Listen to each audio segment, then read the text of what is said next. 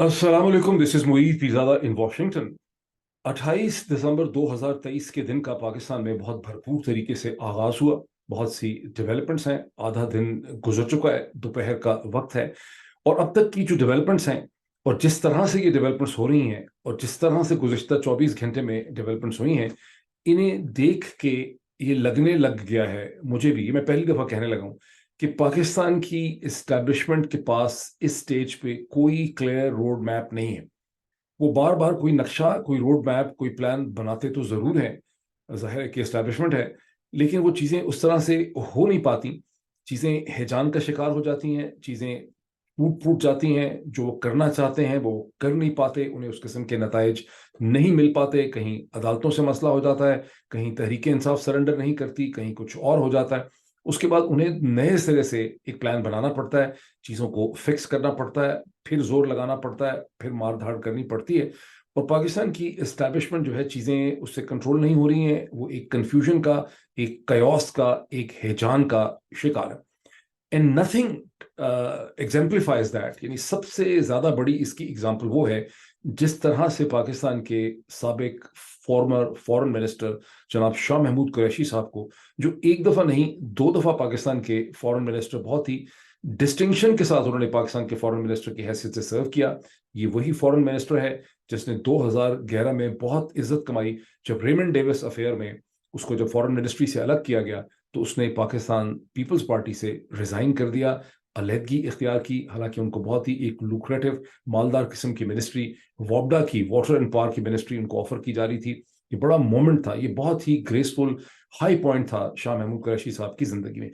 उस foreign minister को जिस तरह से गुज़िश्ता दिन ट्रीट किया गया, उस पर जो रद्द अमल हुआ अखबारात की तरफ से, सियासतदानों की तरफ से, दुनिया के जराइद की तरफ से, दुनिया की जो यानी पब्लिकेशंस हैं, वो तो आपके सामने ही हैं। लेकिन आज शाह महमूद कुरैशी साहब को, ये मैं एक सिम्टम के तौर पे आपको दिखा रहा हूँ, इसकी जो डिटेल जब आप देखेंगे, शाह महमूद कुरैशी साहब को रावलपिंडी के एक ड्यूटी मजिस्ट्रेट के सामने, रावलपिंडी के जुडिशल कॉम्प्लेक्स में उन्हें हथकड़ियां लगाकर प्रेजेंट किया गया। और पुलिस वाले हथकड़ी से शाह महमूद कुरैशी साहब को खींच के आगे ला रहे थे। उनकी साहिबजादी शाह बानो जो हैं, मेहरबानो, सॉरी, मेहरबानो वहां पे मौजूद थी। बाद में अखबारी रिपोर्टर्स और मीडिया से बात करते हुए उन्होंने भी बहुत बहुत ही ग्रेसफुली उन्होंने अपने आप को कंडक्ट किया, बहुत ग्रेसफुली वो अपने आप को कंडक्ट कर रही हैं। लेकिन उन्होंने कहा कि मैं हैरान हूं कि मेरे वालिद साहब को, शाह साहब को इस तरह से यहाँ लाया गया है जैसे कोई बहुत बड़ा दहशतगर्द हो। और मुझे तो कम से कम ऐसा लग रहा था कि जैसे कोई ऐसा खतरनाक दहशतगर्द आप जिस तरह से कोई हॉलीवुड की फिल्मों में देखते हैं, जिसका खतरा होता है कि हमला हो जाएगा, ये कोई बम फाड़ देगा, पता नहीं क्या करेगा, इस तरह से पाकिस्तान के फॉरेन मिनिस्टर को वहां पे लाया गया। तो क्या है, क्या अचीव करना चाह रहे हैं, क्या साबित करना चाह रहे हैं, कुछ समझ नहीं आता, अजीब कंफ्यूजन है। लेकिन ड्यूटी मजिस्ट्रेट के सामने प्रोसिक्यूशन ने अपना केस ये रखा। अब ये बात क्यों, जब पिछला हमने वीलॉग किया था और जो पिछली तमाम अखबारी रिपोर्ट्स थी, जो सारा मीडिया डिस्कस कर रहा था, ये पता ही नहीं था कि शाह महमूद कुरैशी साहब को अडयाला जेल के अंदर से पुलिस किस वजह से पकड़ के ले गई है। और जाहिर है कि पकड़ने से पहले ये भी इंटरेस्टिंग बात है कि डिप्टी कमिश्नर ने जो 15 दिन की उनकी डिटेंशन का MPO 3 के तहत ऑर्डर इशू किया था, उसे पहले विड्रॉ किया गया। जाहिर है कि डिप्टी कमिश्नर बेचारे ने तभी विड्रॉ किया जब अगला प्लान जो है वो बन चुका था। अगले प्लान में जब शाह साहब को उठा के धक्के मार के उनको ले गए, और आपने देखा कि एक जूनियर सब इंस्पेक्टर जो है, जिसकी औकात ही नहीं है कि एक फॉर्मर फॉरेन मिनिस्टर से इस तरह से ट्रीट करता, वो शाह साहब को जेल के अंदर से बिल्कुल एक मुजरिम के तौर पे बहुत ही कंटेम्प्ट से धक्के दे के निकाल के वो ले जाता है। तो ये बिल्कुल क्लियर नहीं था कि उनके ऊपर केस क्या है। अब उनको पेश किया गया, प्रोसिक्यूशन ने ये कहा कि शाह महमूद कुरैशी साहब के ऊपर केस ये है कि 9 मई को उन्होंने एक बहुत ही खतरनाक तकरीर की थी, जिसके नतीजे में बहुत ज्यादा वायलेंस हुई। प्रोसिक्यूशन खुद बड़ी डिफेंसिव थी ड्यूटी मजिस्ट्रेट के सामने। वजह ये थी कि 7 महीने गुजर चुके हैं, और 7 महीने से किसी ज्यादा दिन गुजर चुके हैं कि 9 मई, 9 जून, 9 जुलाई, 9 अगस्त, 9 सितंबर, 9 अक्टूबर, 9 नवंबर, 9 दिसंबर, और अब आप इस वक्त खड़े हैं 28 दिसंबर को। तो जाहिर है कि 7 महीने और बहुत दिन गुजर चुके हैं। और उसके बाद ये कहना कि जी हमें पता चला है कि शाह महमूद कुरैशी साहब ने एक ट्वीट भी किया था اور انہوں نے ایک بڑی خطرناک تقریر کی تھی، اور ہمیں ان کا فزیکل ریمانڈ اس لیے چاہیے کہ ہم انویسٹیگیشن کرنا چاہتے ہیں، ہمارے پاس بہت سی انویسٹیگیشن آ رہی ہے، ہم سوشل میڈیا کی مدد سے انالیسس کرنا چاہتے ہیں۔ آپ ذرا باتیں ان کی سنیں اور کہہ کے مارے ہیں، یہ روئیں، آپ کی جو آپ اس میں آپ کو مطلب سمجھ آتی ہے وہ کر لیں، لیکن یہ کہ 7 مہینے کچھ دن کے بعد یہ کہہ رہے ہیں کہ ہمیں سوشل میڈیا سے ریسرچ کرنی ہے، انالیسس کرنا ہے، یہ معلوم کرنے کے لیے کہ شاہ محمود قریشی کی جو تقریر ہے 9 مئی کی، اس کے نتیجے میں عوام نے بہت زیادہ ان کے ہیجان کا مظاہرہ کیا، یا عوام نے جو ہے مختلف تنصیبات کے اوپر حملہ کر دیا۔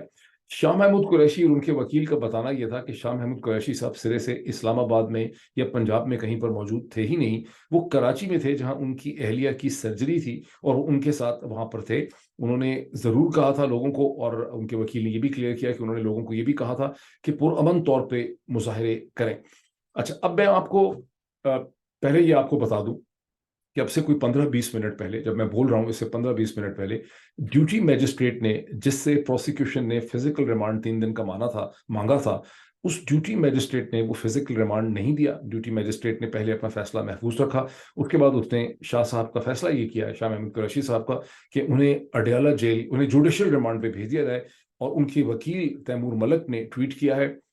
جس میں انہوں نے کہا ہے کہ ایکسپیکٹڈ یہی ہے کہ انہیں دوبارہ اڈیالہ جیل میں بھیج دیا جائے گا۔ میں اب آپ کو وہ ٹویٹ دکھانا چاہتا ہوں جو اب سے کوئی تقریباً 45 منٹ پہلے یا 50 منٹ پہلے شاہ محمود قریشی صاحب کے وکیل تیمور ملک نے کیا تھا، جس وقت ڈیوٹی میجسٹریٹ نے اپنا فیصلہ محفوظ رکھا تھا۔ یہ میں ٹویٹ آپ کو اس لیے پڑھ کے سنانا چاہتا ہوں کہ اس میں وہ تمام پوائنٹس آ جائیں گے جو شاہ محمود قریشی صاحب کی طرف سے جواباً ڈیوٹی میجسٹریٹ کے سامنے رکھے گئے، جس کے نتیجے میں ڈیوٹی میجسٹریٹ کو فیصلہ کر ہی نہیں پایا۔ میں اسکرین شیئر کر لوں آپ سے، بہت دنوں کے بعد مجھے آج اسکرین شیئر کرنے کا موقع مل رہا ہے، اکثر میں آئی فون میں ہی کرتا رہا ہوں، تو ظاہر ہے وہاں اسکرین شیئرنگ کیا ہونی تھی۔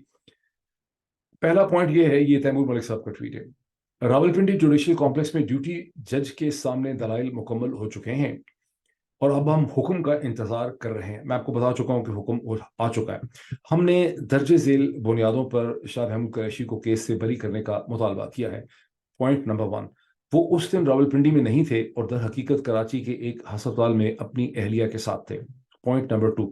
ان کا نام FIR میں شامل ہی نہیں ہے، ماشاءاللہ۔ نمبر 3، حتمی پولیس رپورٹ میں ان سے کوئی کردار منسوب نہیں کیا گیا ہے، یعنی کوئی ان کے بارے میں ان کا کوئی رول اس میں نظر نہیں آ رہا۔ جو حتمی پولیس رپورٹ ہے اس میں شاہ محمود قریشی کے بارے میں کوئی ڈیٹیلز نہیں ہے کہ شاہ محمود قریشی نے 9 مئی کو کیا کیا۔ نمبر 4،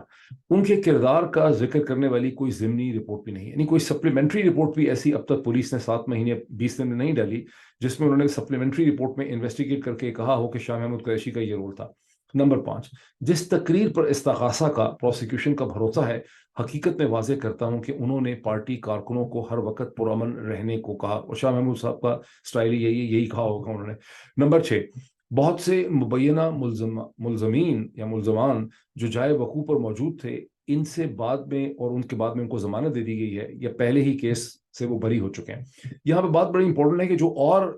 ملزمان تھے جن کے اوپر الزام لگایا گیا تھا، یا تو ان کی ضمانت ہو چکی ہے یا وہ بری ہو چکے ہیں، اور اب شاہ صاحب کے خلاف کیس بنا دیا۔ نمبر 7، ایسی کوئی وجہ ہی نہیں جس کی بنا پر شاہ محمود قریشی کا ریمانڈ یعنی جسمانی ریمانڈ مطلوب یا ضروری ہو، لیکن دیکھتے ہیں کہ جج صاحب اب کیا فیصلہ کرتے ہیں۔ اب جج صاحب نے فیصلہ کیا ہے کہ انہوں نے ان کو جوڈیشل ریمانڈ پہ بھیجنے کا فیصلہ کیا۔ اب اس سے میں نے پچھلا بھی ویڈیو کیا تھا کہ مجھے کچھ سمجھ نہیں آ رہی کہ یہاں پر چودھری نظام الدین صاحب اور ان کے لوگ اور ان کے اہلکار یا پاکستان کی اسٹیبلشمنٹ جو ہے وہ کیا کرنا چاہ رہی ہے، اور میں نے آپ کو بتایا کہ ایک کنفیوژن ہے، ایک کیوس ہے، ایک ہیجان ہے، سمجھ نہیں آ رہا کہ کیا کریں۔ کبھی کچھ کرتے ہیں، کبھی کچھ کرتے ہیں، ان کو لگتا ہے کہ بات بن رہی ہے، پھر ان کو لگتا ہے بات نہیں بن رہی ہے۔ میرا خیال ہے کہ سپریم کورٹ آف پاکستان کے 3 ممبر بینچ کا جو فیصلہ آیا ہے، اور اس سے پہلے پشاور ہائی کورٹ کا جو فیصلہ آیا ہے، جہاں پشاور ہائی کورٹ نے تحریک انصاف کو بلے کا نشان واپس دینے کا آرڈر دیا ہے، اور جہاں الیکشن کمیشن آف پاکستان کو کہا گیا کہ آپ الیکشن کا جو سرٹیفکیٹ ہے وہ اپنی ویب سائٹ کے اوپر رکھیں انٹرا پارٹی الیکشن کے حوالے سے تحریک انصاف کا، وہ بھی ایک اپ سیٹنگ چیز تھی جس سے کہ پاکستان کی اسٹیبلشمنٹ کو خاصی ہیجان پیدا ہوا ہے، اور پھر الیکشن کمیشن کے لیے بھی بڑی مصیبت پیدا ہوئی ہے۔ اور اسی طرح سے جو سپریم کورٹ آف پاکستان کے 3 ممبر بینچ کا فیصلہ آیا تھا، جس میں عطا بن اللہ ہیں، منصور علی شاہ صاحب ہیں، اور ایکٹنگ چیف جسٹس جناب سردار طارق مسعود ہیں، جس میں عمران خان اور شاہ محمود قریشی کو ضمانت پہ سائفر کیس میں رہا کرنے کا حکم دیا گیا تھا۔ یہ وہ 2 اپ سیٹنگ ٹپنگ پوائنٹس ہیں جس سے پاکستان کی اسٹیبلشمنٹ کے ذہن کے اوپر خاصا دباؤ پڑا۔ اب سے چند گھنٹے پہلے جب شاہ محمود قریشی صاحب کی صاحبزادی مہر بانو قریشی عدالت میں رپورٹرز کے ساتھ بات کر رہی تھیں، تو انہوں نے کہا کہ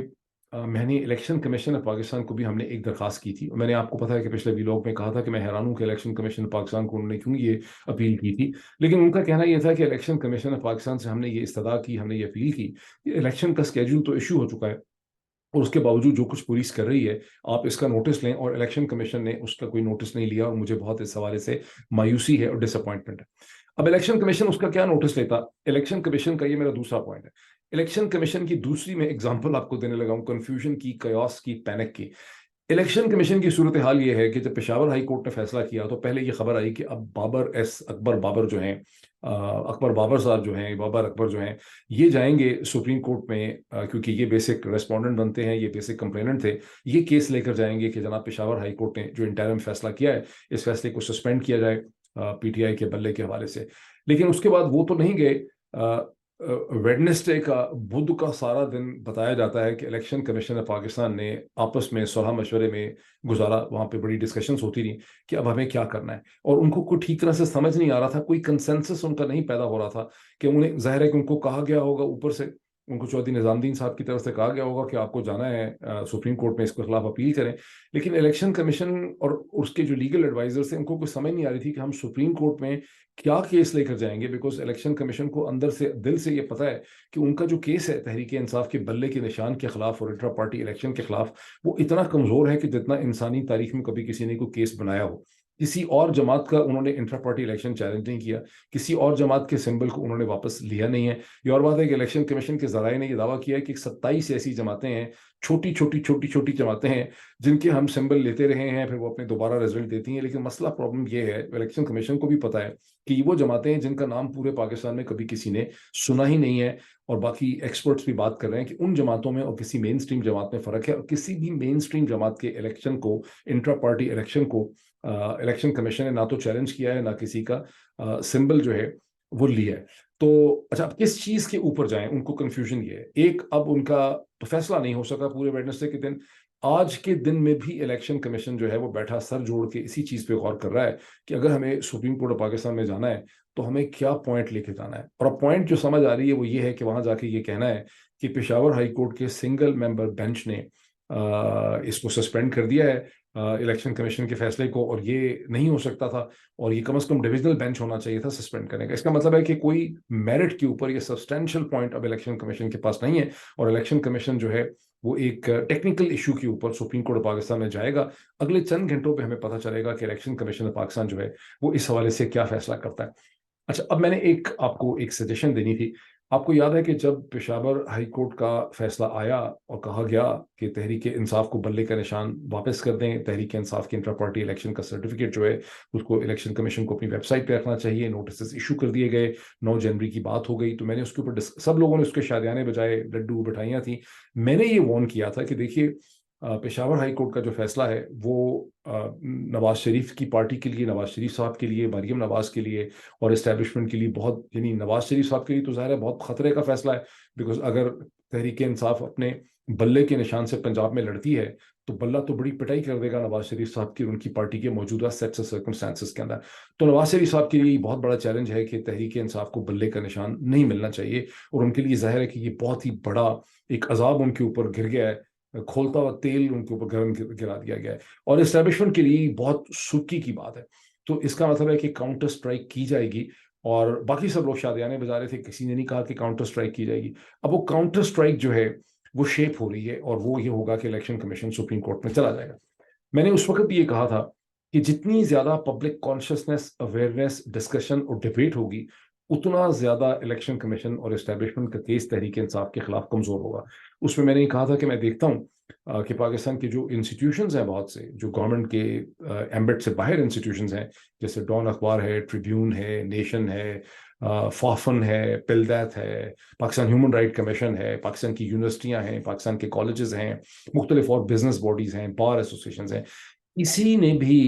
اس کے اوپر پوزیشن نہیں لی، کیونکہ سب اس کو سوچتے ہیں کہ یہ عمران خان کی لڑائی۔ کسی نے یہ پوزیشن نہیں لی کہ ایک بڑی سیاسی جماعت کا نشان اگر آپ چھینتے ہیں تو الیکشن 2024 کا بالکل بے مقصد، بے سود اور بیکار ہو جائے گا، اور ابھی تک کسی نے یہ پوزیشن نہیں لی۔ میں آپ لوگوں سے یہ ریکویسٹ کرتا ہوں کہ آپ لوگ اپنے بہاف پہ یہ پوزیشن لیں، آپ یہ لیٹرز لکھیں اخباروں کو، آپ کالز کریں اخباروں کو، ان کو احساس دلائیں، ڈان کو، ٹریبیون کو، نیشن کو، پاکستان ہیومن رائٹ کمیشن کو، فافن کو، ٹلڈیت کو، یونیورسٹیوں کو، کالجز کو، وکلا کی تحریکوں کو، کہ بھائی یہ وقت ہے، آپ نے یہ عمران خان کے لیے پوزیشن نہیں لینی ہے، یہ آپ نے پاکستان کے لیے لینی ہے، یہ پاکستان کے آئین کے لیے لینی ہے، پاکستان کے قانون کے لیے لینی ہے، پاکستان کے مستقبل کے لیے لینی ہے۔ اس الیکشن کی کیا ویلیو رہ جائے گی جس میں تحریک انصاف جو سب سے بڑی سیاسی جماعت ہے اس کو آپ ایک سیاسی اکائی کے طور پر حصہ نہیں لینے دیتے؟ اچھا، ابھی تک اخباروں کے اندر میں دیکھتا ہوں ڈسکشن یہ ہو رہی ہے کہ لوگ کہہ رہے ہیں کہ جی اگر سمبل جو ہے وہ جماعت کو نہیں ملے گا تو بڑا غلط ہو جائے گا، ہر جماعت کے پاس اپنا سمبل ہونا چاہیے، جماعت کے سمبل کے بغیر لوگ اس کو آئیڈینٹیفائی نہیں کر سکتے۔ یہاں خالی مسئلہ آئیڈینٹیفیکیشن کا نہیں ہے، وہ تو اس وقت لوگ اتنے بکھرے ہوئے ان کے جذبات ہیں کہ اگر آلو کو بھی نشان رکھ دیں گے، ٹماٹر کا بھی نشان رکھ دیں گے، تو لوگوں کو 15 دن میں پتہ چل جائے گا کہ تحریک انصاف کا نشان جو ہے وہ ٹماٹر کا ہے۔ یہاں مسئلہ یہ ہے کہ اگر آپ کے پاس نشان نہیں ہوگا تو آپ الیکشن میں ایک سیاسی جماعت اور ایک سنگل اکائی کی حیثیت سے نہیں جائیں گے، بلکہ پارٹی فریگمنٹ ہو جائے گی، اس کے 200 پلس لوگ جو ہیں وہ آزاد امیدواروں کے طور پہ لڑیں گے، اس پہ پارٹی کا کوئی ڈسپلن نہیں رہے گا۔ اگر وہ الیکشن جیت کے اسمبلی کے اندر آتے بھی ہیں تو عمران خان کا یا شاہ محمود قریشی کا یا کسی بھی پارٹی کی کور کمیٹی کا ان کے اوپر کوئی ڈسپلن، کوئی ڈائریکشن نہیں ہوگی، اور ان کے پاس ریزرو سیٹس، چونکہ پارٹی نہیں ہوگی تو ان کو ریزرو سیٹس جو ہیں، women reserve seats, professional seats, minority seats جو ہیں وہ بھی ان کو نہیں مل سکیں گی۔ یہ ایشوز جو ہیں ان کو سمجھیں، اور سمجھ کے آپ لوگ اپنے لیول پہ کم از کم پوزیشن لیں۔ اور آپ سے میں سمجھتا ہوں کہ بہت سے لوگ آپ کے کم از کم اگر سننے والوں میں سے میڈیا کے رپورٹرز نہیں ہیں تو کم از کم آپ کے جاننے والوں میں سے ضرور لوگ ہوں گے جو میڈیا کے رپورٹرز بنا ہوں گے۔ اچھا، اب میں تیسری اس چیز کے اوپر آ رہا ہوں، ڈیولپمنٹ کی طرف، جہاں اسلام آباد ہائی کورٹ میں ایک ڈس اپوائنٹنگ ڈیولپمنٹ ہوئی، جہاں میاں گل حسن اورنگزیب صاحب نے، جو بڑے جسٹ اچھے وکیل ہیں، معزز جج صاحب ہیں، جنہوں نے پہلے ایک ڈویژنل بینچ میں یہ فیصلہ کیا تھا کہ سائفر کیس جو ہے وہ سیکرٹ ٹرائل جو ہے وہ نہیں ہو سکتا۔ اب ان کے سامنے جو پٹیشن عمران خان کے وکلا کی ہے وہ یہ ہے کہ یہ ایک سیکرٹ ٹرائل ہو رہا ہے، باوجود اس کے کہ آپ نے کہا کہ سیکرٹ ٹرائل نہیں ہو رہا، سیکرٹ ٹرائل ہو رہا ہے۔ نہ صرف سیکرٹ ٹرائل ہو رہا ہے بلکہ جج صاحب جو ہیں وہ تو اتنے، ذوالقرنین صاحب نے تو کچھ دن پہلے ہی آرڈر کر دیا ہے کہ اس میں فیملی کو، یعنی میڈیا کو تو فارغ کر ہی دیا وہاں سے، لیکن فیملی کو بھی یہ حکم دیا ہے کہ آپ باہر جا کے اس کے حوالے سے کوئی پبلک اسٹیٹمنٹ وغیرہ جو ہے وہ نہیں دے سکتے، اور ٹرائل مسلسل چل رہا ہے اور سیکرٹ ہے، اور کیا چل رہا ہے ٹرائل میں اس کی کوئی بھی کریڈیبل قسم کی خبر باہر نہیں آ رہی۔ تو ہونا یہ چاہیے تھا جس قسم کی اپلیکیشن اور صدا میاں گل حسن اورنگزیب صاحب کے سامنے آئی، معزز جج صاحب کے سامنے، کہ اس کیس کو فوری طور پہ آپ اسٹے آرڈر دیں، اس کیس کو روکیں، اس کو سسپینڈ کریں۔ لیکن لگتا یہ ہے کہ جج صاحب پہ اس وقت اتنا پریشر پڑ چکا ہے، اور عدالتوں نے ذہنی طور پہ اپنی سبارڈینیشن کو اسٹیبلشمنٹ کے سامنے پوری طرح سے قبول کر لیا ہے کہ میاں گل حسن اورنگزیب صاحب نے، ہو از اے جسٹ، وہ ایک جسٹ جسٹس ہیں، وہ ایک اچھے جسٹ جج ہیں، انہوں نے اسٹے آرڈر نہیں دیا، سائفر کے ٹرائل کو نہیں روکا، صرف انہوں نے کہا کہ پہلے میں نوٹسز ایشو کروں گا فیڈریشن کو، اٹارنی جنرل کو، تو انہوں نے وہ نوٹسز وغیرہ جو ہیں وہ ایشو کر دیے ہیں۔ میں نے پچھلے ویلاگ میں بھی آپ کو کہا تھا کہ سپریم کورٹ نے اپنی خودکشی کر لی، بہت سے لوگ سمجھ نہیں رہے کہ میں کہتا ہوں کہ خودکشی کر لی اس کا کیا مطلب ہے، لیکن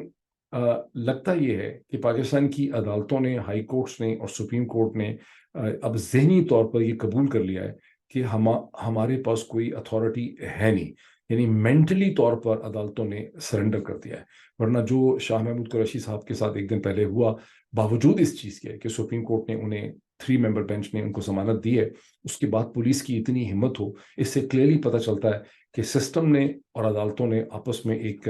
ایگریمنٹ کر لیا ہے، جس میں عدالتیں سمجھ رہی ہیں کہ ہمارے ہاتھ میں کوئی پاور نہیں، ہم کچھ نہیں کر سکتے، یہ چیزیں ایسے ہی چلیں گی۔ یہ ساری وہ ڈیولپمنٹس ہیں جس کے درمیان میں تھوڑا سا آپ کو ایک انٹرنیشنل کنیکٹ اس کا اسٹیبلش کر دوں کہ جو کچھ پاکستان میں ہو رہا ہے، اور امریکہ میں بھی ایک اسٹرگل ہو رہی ہے، جہاں ڈیموکریٹک پارٹی یہ چاہتی ہے، اور بہت ایک پولرائزڈ سچویشن ہے کہ ڈونلڈ ٹرمپ کو عدالتوں کی مدد سے اس کا راستہ روکا جائے، اس کو الیکشن میں پارٹیسپیٹ کرنے سے روکا جائے۔ اور اس حوالے سے چند دن پہلے کولوراڈو کی سپریم کورٹ نے، جو امریکہ کی ایک اسٹیٹ ہے، اس کی سپریم کورٹ نے ایک میجورٹی ڈیسیجن کیا 4-3 کا 7 ممبر بینچ میں، جہاں کہا گیا کہ جو پرائمریز ہوتی ہیں امریکہ میں آپ کو بعد میں اس کی مزید ایکسپلینیشن دوں گا جو آپ میں سے لوگ واقف نہیں ہیں اس چیز سے، لیکن فروری 2024 سے امریکہ میں پرائمریز شروع ہو رہی ہیں، اور جو پرائمریز ہوں گی ریپبلکن پارٹی کی، اس کی بیلٹ کے اوپر ڈونلڈ ٹرمپ کا نام جو ہے وہ نہیں ہو سکتا۔ اب یہ ایک بہت بڑا ڈیسیجن تھا، ڈونلڈ ٹرمپ انتہائی کنٹروورشل کیریکٹر ہے، لیکن باقی جو اسٹیٹس ہیں وہاں پر بھی اسی قسم کی پٹیشنز یا اپلیکیشنز آئی ہوئی ہیں، لیکن وہاں پر اس قسم کے فیصلے نہیں ہو پا رہے جو میں نے دیکھا ہے نیو یارک ٹائمز میں، بلکہ آج پچھلے 12 گھنٹے میں جو منیسوٹا کی سپریم کورٹ ہے اس نے اس کو رد کر دیا ہے. اس نے کہا ہے کہ ڈونلڈ ٹرمپ کا نام پرائمری کی بیلٹ پہ رہے گا. اسی طرح جو اسپیشل کاؤنسل ہیں، جو پروسیکیوٹر ہیں ایک ڈونلڈ ٹرمپ کے خلاف ایک کیس میں جو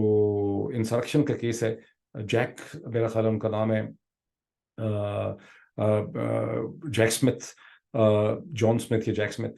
وہ سپریم کورٹ میں انہوں نے ایک پٹیشن ڈالی تھی جہاں پہ انہوں نے کہا کہ سپریم کورٹ فیصلہ کر دے کہ ٹرمپ کے پاس پریزیڈینشیل امیونٹی ہے یا نہیں ہے، لیکن supreme Court of United status نے اپنے آپ کو اس سے الگ کر لیا تھا. اب منیسوٹا کی کورٹ کا فیصلہ آیا ہے، اور مین وائل جو کولوراڈو کی ریپبلکن پارٹی ہے اس نے اب supreme Court of United status کے اندر یہ کیس ڈالا ہے. کہنے لگا تھا سپریم کورٹ آف پاکستان، خدا نہ خواستہ Supreme Court of United States میں انہوں نے ایک پٹیشن موو کی ہے، ایک اپلیکیشن موو کی ہے جس میں انہوں نے کہا ہے کہ کولوراڈو کی سپریم کورٹ کے فیصلے کو آپ ود ہولڈ کریں، اس کو انویلڈ قرار دیں، بیکاز یہ ایک پولیٹیکل کرائسس جو ہے اس سے پیدا ہوگا. مسئلے بڑے کنٹروورشل ہیں، لیکن میری جو انڈرسٹینڈنگ ہے، سکس سینس انڈرسٹینڈنگ ہے کہ امریکہ کی اکثر اسٹیٹس، 30 اسٹیٹس کے اندر یہ چیلنجز ہیں 50 میں سے، یہ 30 میں سے اکثر اسٹیٹس جو ہیں وہ اسی نتیجے پہ پہنچیں گے ان کی سپریم کورٹس اور ان کی پولیٹیکل جو ایڈمنسٹریشن ہے کہ آپ کو کسی پولیٹیکل کینڈیڈیٹ کتنا ہی برا کیوں نہ ہو اس کا راستہ لیگل طریقے سے آپ کو نہیں روکنا، آپ اس کو الیکشن میں جانے سے نہیں روک سکتے. یہ بہت امپورٹنٹ یہاں پر جو چیزیں ہو رہی ہیں اس کو کنٹراسٹ بھی بہت امپورٹنٹ ہے پاکستان کے ساتھ. اس کی مزید تفصیلات اور ڈیٹیلز بھی میں آپ کے ساتھ اگلے ویلاگز کے اندر شیئر کروں گا. ابھی اتنا ہی. Thank you so much.